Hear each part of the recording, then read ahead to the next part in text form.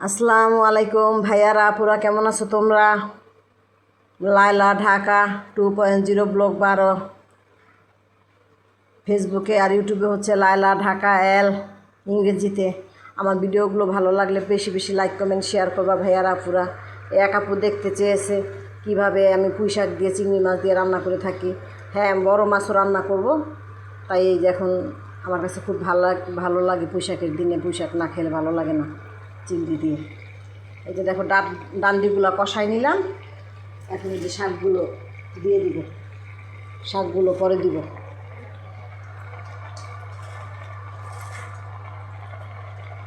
ঢেকে রান্না করি না, পুরা শাক সবজি উদাম করে রান্না করতে হয়। ঢেকে রান্না করলে হয় না, লাল হয়ে যায়। এই যে দেখো শাক দিয়ে দিলাম। ভিডিওগুলো ভালো লাগলে প্রচুর পরিমাণে লাইক কমেন্ট শেয়ার করবা। 2 লাইন গুনগুন করে নেই। আমার এটা এখন ভালো লাগে তাই আমি ভিডিও বানাই। আমার ভিডিওগুলো ভালো লাগলে তোমরাও লাইক কমেন্ট শেয়ার করবা। হৃদয়ের ডাক এলো আরো একবার, ভালোবাসা জীবনের স্বাদ হলো আরো একবার বেঁচে থাকা। হৃদয়ে ডাক এলো আরো একবার, ভালোবাসা জীবনের স্বাদ হলো আরো একবার বেঁচে থাকা।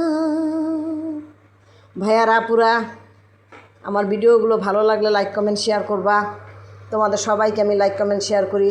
আমার কাছে তোমাদের ভিডিও ভালো লাগে, তোমরাও ভিডিও বানাবা, আমি সাপোর্ট করে যাব।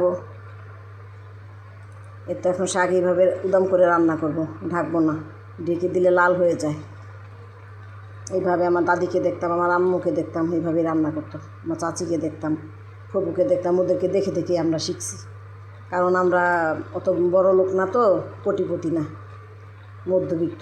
খেয়ে পরে আলহামদুলিল্লাহ, যেরকম আছি আলহামদুলিল্লাহ। তাই শাকও খেতে হয়, আমাদের শিহাবকে খাওয়াবো, শাক সবজিও খেতে হয়। মাছও রান্না করব, বড় মাছ রান্না করব, রুই মাছ, বাটা মাছ ভাজবো। ভিডিওগুলো ভালো লাগলে প্রচুর পরিমাণে লাইক কমেন্ট শেয়ার করবা। আসি, আন্তরিক শ্রদ্ধা রইল, শুভেচ্ছা রইল তোমাদেরকে।